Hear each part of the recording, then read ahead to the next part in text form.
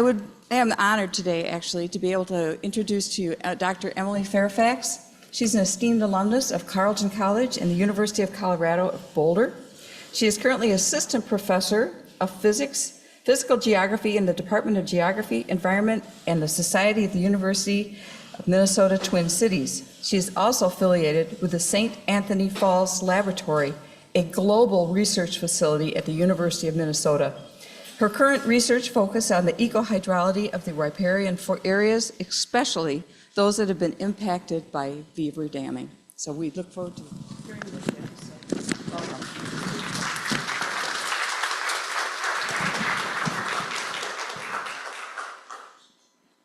All right, everyone, thank you for having me here, and good morning. While my slides get queued up on the screen, today I'm going to be talking to you about beavers as our partners in climate resilience.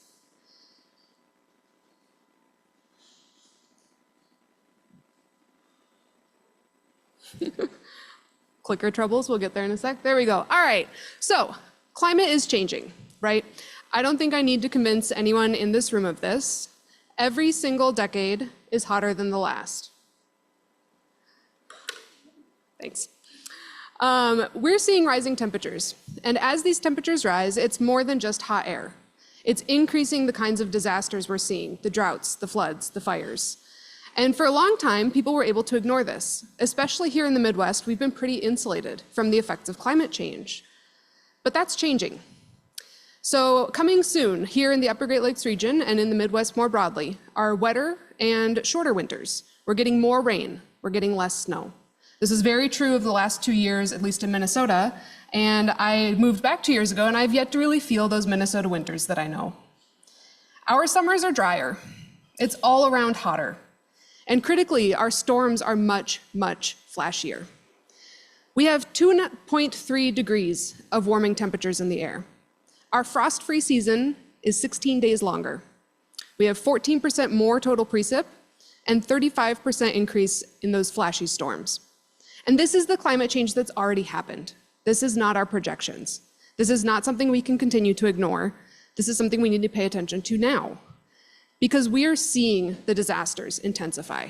All those problems that we looked to California and Oregon and British Columbia and we said, oh, that's a you problem. We don't have those kinds of droughts. We don't have those kinds of fires. We don't get atmospheric rivers. Surprise, we do. Even just this year, we had 3 wildfires really take off in northern Minnesota. And if you go outside today, you will be breathing the smoke from the wildfire in our neighbors up in Canada. We desperately need to be building more climate resilient landscapes. We don't want to watch our peatlands, our forests, our prairies go up in smoke.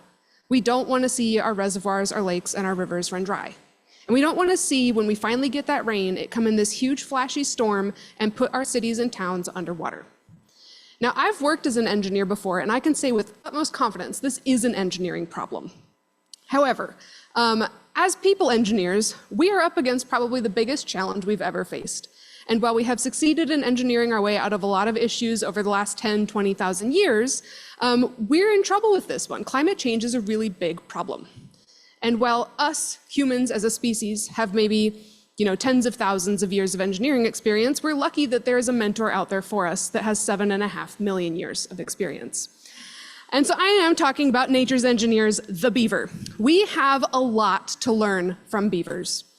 Now you might be thinking, hold up, beavers and climate change. Now I'm here for beavers, obviously, but climate change is a global problem. Climate change is really large spatial scale. Climate change is something that people with our big brains have struggled to get around. So how is it that beavers are going to help us? I want you to pause for a second and think about what our rivers look like today. And you're probably imagining something like this. Even if this isn't what you want our rivers to look like, this is what they do look like. They are confined, they are constrained. They have all sorts of development around them: farming, towns, schools, parks, recreation, industry. This is a river that is serving us in many ways, but this is not a river that we are serving back. This is a river that we have made very vulnerable to disturbance by forcing it into a smaller and smaller space and putting it under more and more control. And so now I want you to try to imagine what the rivers looked like before all of this development. Think the 1600s and the 1700s, maybe to the early 1800s. And perhaps you're thinking about something like this. This is a classic drawing of the Mississippi, where you can see it spreading out over the floodplain. It's got its oxbows, its bends, its meanders, its braids. You think, this is my healthy river. And if you're thinking about something like this, something is missing from your mental image. Now, I'm trained as a river scientist. That's what my PhD is in. And as I learned the history of river science, I'm seeing all these big, great names, Strahler and Horton and Hack and Gilbert and Powell, and these guys are defining rivers as they see them. And they really started establishing this field of the physics of rivers, the chemistry of rivers, the ecology of rivers in the 1880s. And then we're starting to come up with these equations. How do terraces form? How do floods happen? And the field continues to develop, and we're getting more and more rules for what rivers should be. This is my PhD. This is my comprehensive exams and my dissertation defense on a slide. And unfortunately, what I've come to realize since earning my PhD was that something very big was missing. The entire field was developed when we had just removed beavers continent-wide. We had just gone through a continental reshaping of the river network, and these guys go out there and they write what they see, and what they're seeing is the altered state. They are not seeing natural rivers. We have not built our discipline around natural rivers. Beavers have been beaving for a really long time. So I mentioned they have 7.5 billion years of experience. This is one of the most poorly constructed evolutionary trees that exists. We really don't know when beavers started building their dams. It had to be at least 7.5 million years ago, because that's when the Eurasian beaver and the North American beaver split. And they are functionally identical. And ecology tells me they probably both knew how to build dams before the split. But when exactly it was between 7.5 million and 25 million when they started chewing trees, we don't know. And I point this out because beavers are not operating on human life scales. They are not operating on decades. They're not operating on centuries. Beavers have been operating on this continent on geologic timescales. They are working with the same scope that glaciers, that tectonics work on. And they are a powerful force. And just like many other geologic forces, they are widely distributed across our continent. This is the river network of the lower 48. All of those little blue lines are streams and rivers, and 53% of those are headwater streams. And the headwater streams for 7.5 million years were packed with beavers, and they were working for century after century, millennia after millennia, over and over and over, changing the way the rivers form. They are just as much a part of this continent as the trees and rocks and oceans are. And then we killed just about all of them. The European fur trade happened, and we went from 100 to 400 million beavers, which is about 1 billion beaver dams in North America, down to maybe 100,000 beavers. And we lost them in the geologic blink of an eye. By the late 1800s, beavers were essentially gone from North America. And when you remove them all at once, all their dams start to degrade. All of that starts to wash out to the ocean. It was a catastrophic reshaping, and then right after that happened, we defined river science. So we really need to rethink about how we look at our rivers. How are we studying them? How are we understanding them? And what is missing? And here's a hint, it's beavers. So after the fur trade, we are starting to see the beavers rebound. Population today is maybe 10 to 30 million. And I can't tell you how many people have said, we have just so many beavers. And when I say, actually, we only have 10% of what we used to have, they just don't believe me. But it's true. They were like squirrels. They were everywhere. And so as they come back, it's not that they're colonizing these landscapes for the first time. They're returning home. And when they build their homes, they build something like this. This is a classic beaver dam landscape from up in northern Minnesota. You have ponds that are slow, and they're deep, and they're places where things can hide from the beating sun. We have faster, shorter, shallower riffles, and that's where things like fish can lay their eggs. We have reeds, we have shrubs, we have grasses, we have trees. We have a diversity of habitats here, a diversity of niches. That's why beavers are a keystone species. 80% of terrestrial organisms need access to a wetland like this at some point in their life cycle. And other than people, beavers are some of the only ones that can build these wetlands. Now, it'd be great if we had these all over the place, right? But we don't. Depending on where you're at, you have lost somewhere between 50 and 90% of your historical wetland area. And now, your streams and rivers look more like this drawing. So the stream is a simplified channel. It's cut away from its floodplain, it's controlled, it's got a narrow riparian zone, and not much can make use of that. And it's hard for us to restore this. A typical stream restoration project could be anywhere from $5,000 to $5 million, depending on which contractor you go with. Or it could be $0 if your contractor is a beaver. Because the beaver's gonna move in and it's gonna build a dam. It slows that water down, it's not stopping it, they don't build with concrete and rebar, but it slows it down and it gives it time to sink into the soil, build back up that riparian ecosystem. Now, busy as a beaver is a phrase for a real reason, not just a fun alliteration. They're absolutely not gonna stop at one dinky little dam, right? So they're gonna expand that. They want it to be bigger, broader dam, taller dam, stronger dam, hold back more water. Quick show of hands, how many of you have seen a beaver in real life? I love it, Midwest best right here. Put your hand back up if you've seen one on the land, not in the water. A little bit fewer. Okay, so for some context about why I bring this up, beavers weigh anywhere from 40 up to 110 pounds as an adult. 110 pounder did come out of Wisconsin, so he is a local beaver. When they are walking around, this is, let's say he's an 80-pound animal shaped like a bowling ball with a paddle tail off the rear end, webbed back feet, and hands on the front. They're not built for overland travel. When they're on the land, it's not a walk, it's a waddle, and evolution's taught them that that makes them unsafe. So all of this building is to increase the aquatic area, because for every ounce a beaver is awkward on land, it is that much more agile and in control and absolutely safe in the water. So they do this to make a bigger pond, but the consequence is it spreads out the wetland area. Now, beaver dams are probably the most iconic thing that a beaver builds, but I don't actually think they're the most impactful. The most impactful, at least from an ecohydrology standpoint, is probably their canals. So when beavers need to go further away from the pond, they're not just gonna haul themselves out on the land and walk a kilometer away. That is a very dangerous walk for them. What they're gonna do is they are going to go and excavate these little micro streams that radiate outwards from their home ponds, across valley bottoms, across landscapes.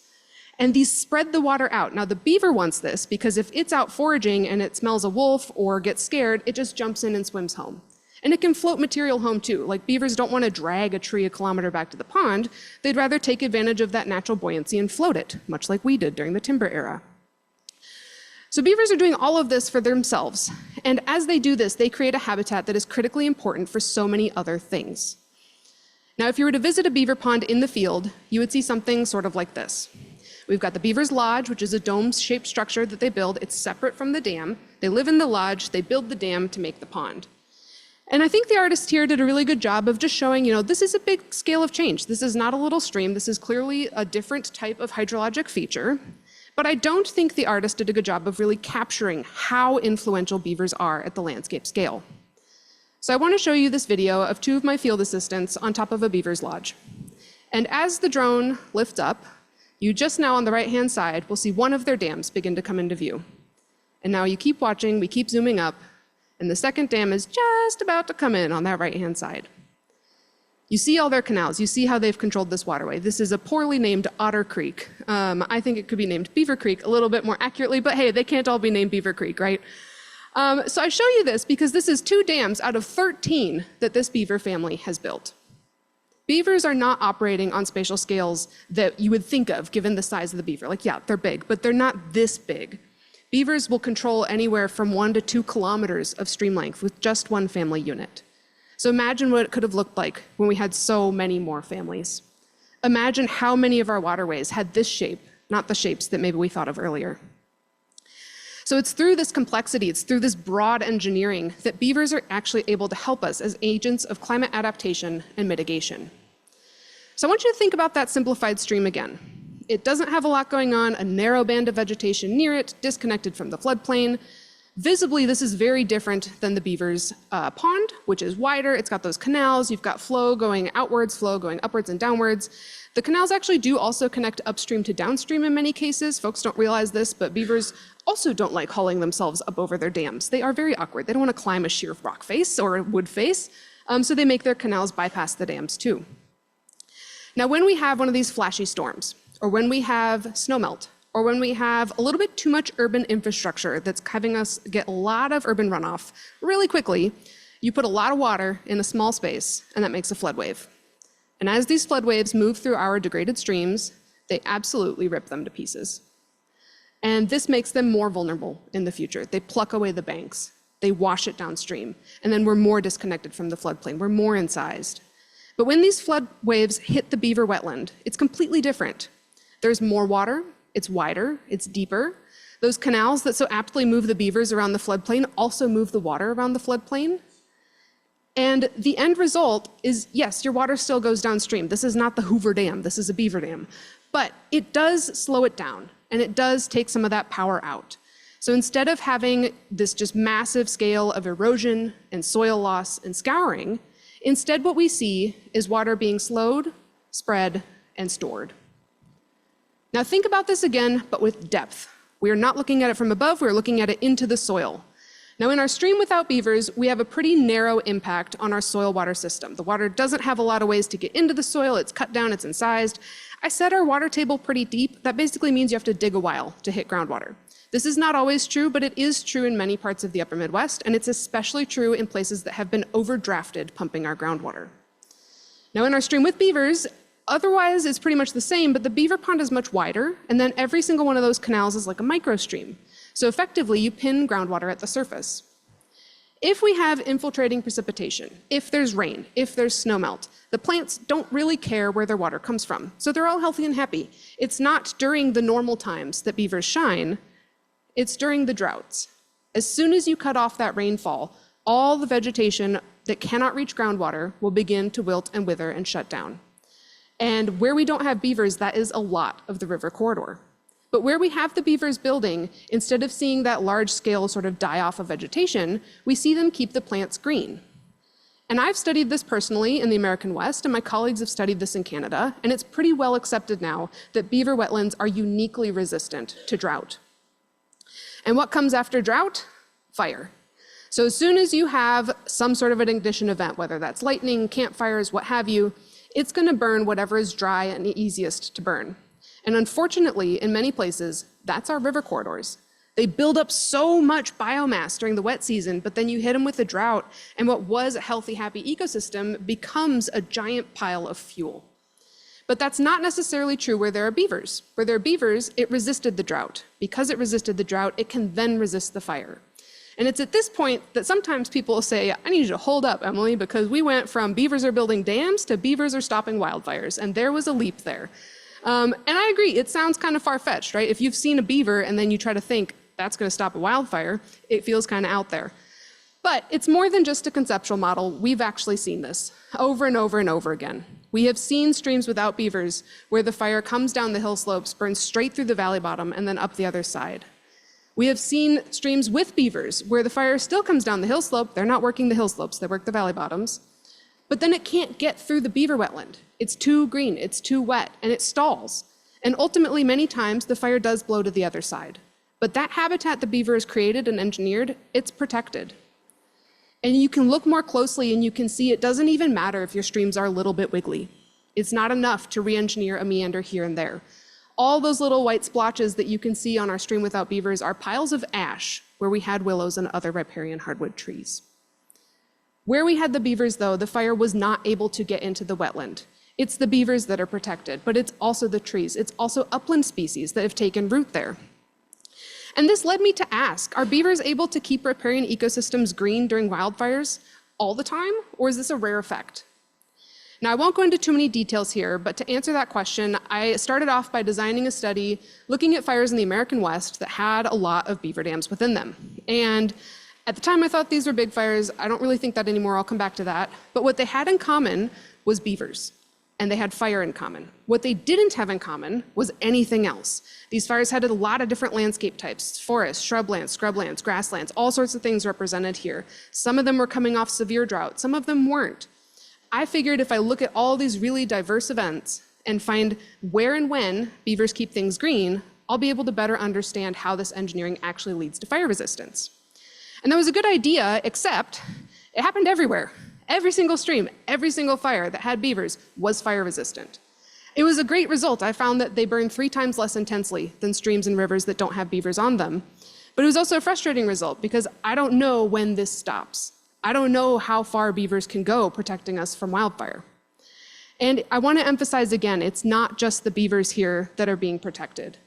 This photo of the actual wetland was taken from the Burned Area Emergency Response Team at that wildfire back in 2000, out of the airplane window, as well as this photo of a black bear in the beaver wetland. Even back then, I promise I was not already an adult studying beavers back in 2000, They were looking out their windows, seeing this and noting just how important these beaver wetlands are. But without people advocating for them and showing this off, the message gets lost. And it's important for us to get this message out there today because we're in the edge of megafires. Things are getting worse. Fires are taking off. If you look to Canada right now, a lot of the boreal bogs and peatlands are on fire. A lot of the boreal forests are on fire.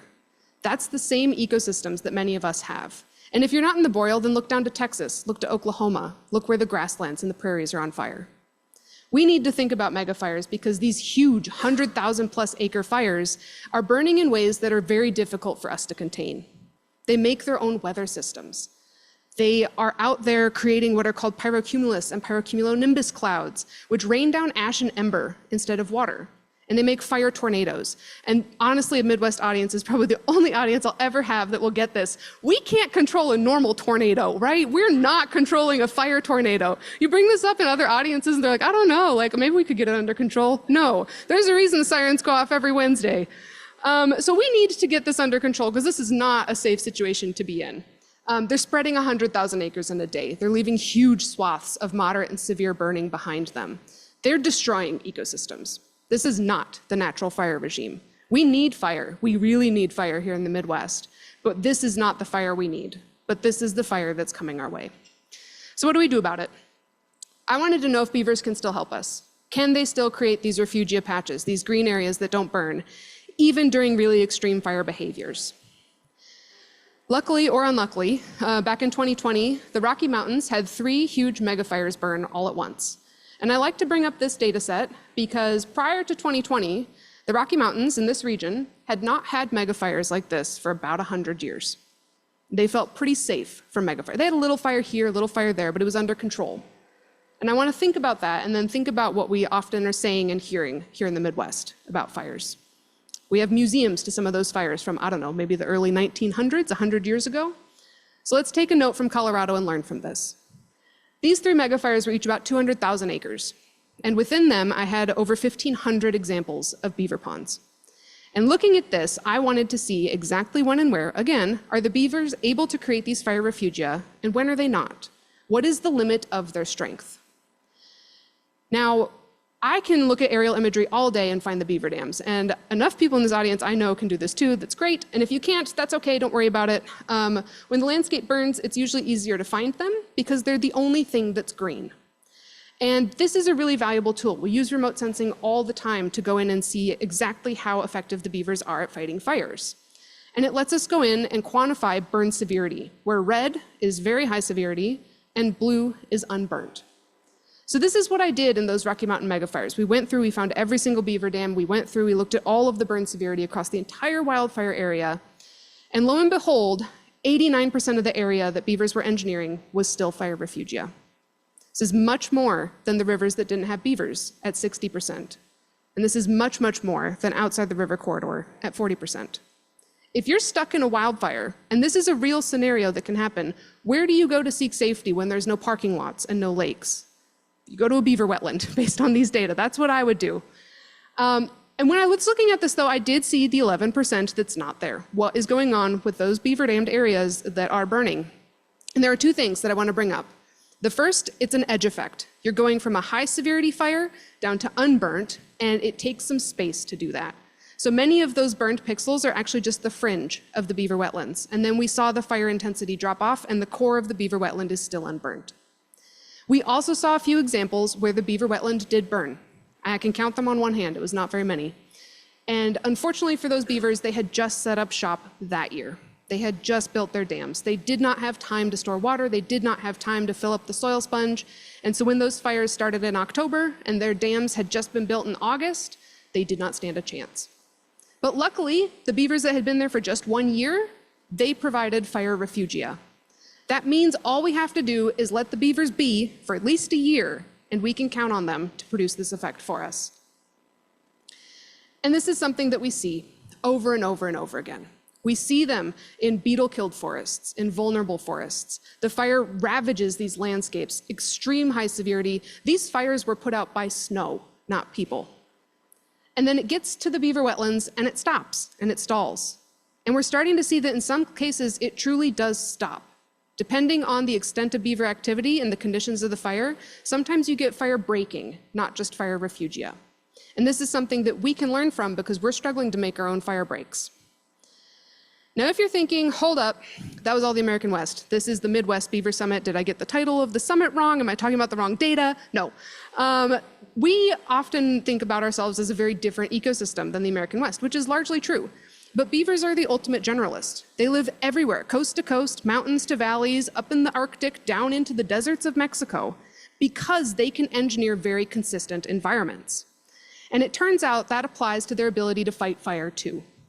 So this study is from some of my colleagues out of Canada. I was not involved in this one, and they found that 90% of the fire-resistant wetlands in Ontario's Boreal Shield were associated with beaver dams. And then I wanted to look at this as well in my own backyard, and I've started looking at the Greenwood fire, which burned in 2021 back in Minnesota up by the Boundary Waters. And I found cases of active beaver wetlands where we had incredibly strong fire refugia. It doesn't matter that we're not on a steep stream. It doesn't matter that we're not in the arid West. The way the beavers engineer the landscapes, the fuel thinning by cutting trees, the water storage, the change in vegetation from drier species to wetter species, it still happens here. And interestingly, something I don't usually see out west, but I do see here, is that even if the beavers had been gone for a long time, here it had been 18 years since these ponds were full, we still get these shadows of fire resistance. It's not as strong without the beavers present, but it's still there. And what this makes me think about is how much of our baked-in fire resistance in the Midwest is thanks to the ghosts of beavers past, from hundreds of years ago, thousands of years ago, to even millions of years ago. And these patches are so important. It's not just protecting the beavers, it's protecting all the other wildlife, it's protecting people. It's providing a seed bank so that post-fire you have mature willow, mature aspen, mature pine, mature birch, mature all these different things that can reseed the surrounding landscape before the invasives come in. And if somehow you are unconvinced by surviving a wildfire or withstanding a drought or mitigating a flood, perhaps you are convinced by dollars. So we have valued the things that beavers do for us in terms of currency. And this 2020 paper found that they're providing $179,000 of ecosystem services per square mile engineered per year. Scale this up to 1 billion beaver dams we used to have, and it's an astronomical amount of value. Even at the amount of beavers we have today, this is incredibly important. It's not just disasters, it's also greenhouse gas sequestration. It's also water quality. It's also water supply. It's also all of the habitat and wildlife and biodiversity provisioning that we don't have a way to make otherwise. So if you're feeling motivated and you're like, all right, now what? I'm on board, let's get beavers back. What's the next step? Is it time for us to start airdropping them across North America again? Unfortunately, this is a real again. This is not me making a weird joke. We did airdrop beavers in at least 2 states, but I have a suspicion it was a lot more than 2. After World War II, when we had excess parachutes and beavers were starting to move into the cities and people were getting a little bit weirded out by that, so they're like, here's an idea. We put the beaver in a box, we put the box on an airplane, we put a parachute on it, and we take them from the city to the mountains push. And they did this, and they claim this was a really successful program. I'm gonna say this is not the next step. There's a lot of things we can do, and the next step is not like, all right, but sub out airplanes for drones. We're not going there either. This was, I think, a highlight in people recognizing the value of beavers after a long time of them being considered solely a pest. But this was also somewhat of a lowlight in trying to really control them again. And the best thing we can do for beavers is to ease up on the control. We are currently heavily controlling beavers in the Midwest. We remove thousands and thousands of beavers and their dams every single year. And we don't know what we're changing when we do that. Many places are still using tannerite or other explosives to remove the beaver dam. When you think about a beaver dam naturally, it's made to withstand floods. There's plenty of data showing they can withstand 100-year floods, 400-year floods, 500-year floods. When we blow them up all at once, we are simulating those 500-year floods on these streams. And we're doing it every single year when we blow up their dams, every single year. Regardless of if you want the beaver dam there or not, this is not the way to remove it. You should remove it naturally if you have to. Put a notch in it like would naturally happen if the beavers had moved on. We need to think about this because it's that water storage that gives us those climate resilience benefits. How much of that are we willing to take away with things like explosives? We're also trapping a lot of beavers, and up until very recently, some places were pursuing policies of total eradication. We didn't want them in certain watersheds because we cared about something else in that watershed. And that's not the way to manage a species. No natural predator would manage a species that way. That's us controlling them again just to suit our needs. And that leads to vulnerability. So you might be thinking, okay, let's compromise then. And I agree, let's compromise. But we need to study these compromises too. We wrap our trees in wire fencing to protect them from being chewed on. Mixed results. But it's mixed results because we're not sharing the knowledge about how to wrap them correctly.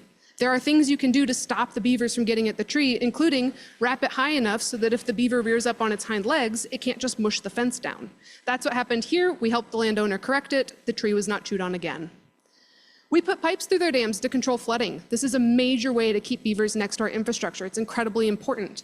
But we also don't know how much we can reduce that flooding before we lose some of those drought and fire resilience benefits. We need the scientists to talk to the practitioners to actually understand these structures and these compromises to make sure we're getting what we want out of that beaver engineering without sort of over-controlling them. We also still do live trap beavers, and I'm happy to tell you they're not being dropped out of airplanes now. They are being driven around in vans and cars usually, sometimes put on horseback. But we have to be really careful about this. Beavers have tight family groups. Beavers do not necessarily want to be picked up and moved. So we need to think about when we move them, what does that actually do to their behavior? What is the likelihood of success? And can we increase that likelihood? Now, as a scientist, I, of course, am going to say this. It's time for us to collect more data. We need to do some analyses. We need to do some experiments. And we need to do it better. So I've read every single beaver paper from the Midwest. And it is sparse. And it is old for the most part. And old science isn't necessarily bad science, but a lot of things have changed, including climate. One of the studies I like to point out found that 72% of the negative impacts and 49% of the positive impacts of beavers related to fish were just made up and written down. They were speculative. There was not a single data point associated with it. That's not science. We need to be more intentional about this. We need to do good science. We need temperature profiles. We don't just want surface water temperature. We need to do true biodiversity surveys, not just look at it once and say, I don't know, I don't think it's good for a trout. We need to be serious about our studies, and because we do have beavers here, we can do before-after control impact. When a beaver is removed, let's get ahead of that curve. Let's collect data before, collect data after it, and actually measure what happens when you lose the beaver. And so to conclude, your take-home messages today, beavers are our partners in climate resilience. They can help us during floods, droughts, and fires, and it's not a pick one. These are all interrelated. You get the drought, you get the fire, you get the flood all together. A lot of things can benefit from this, but we need more research on who, what, when, and why it works. We have so little data here in the Midwest, and I've worked out west as well, and I've lived out west as well. And when I started studying beavers, they had the same questions about beavers and trout, about beavers and invasives, beavers and diseases, and they also didn't have data. And then they collected their data and found their answers, and now they're very supportive of beavers. So I look forward to the Midwest following those footsteps and collecting our own data so that we can be confident in our actions.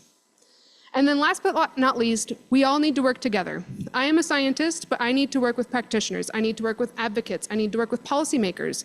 Beavers are the ultimate interdisciplinary thing, even if it's sometimes a headache when you write grants or reports. Everybody needs to be involved in it, or it's not going to be a successful project. And so, as I expected, I have talked through just about my entire time, but I will be here all day and at lunch, so please catch up with me later to ask me any questions.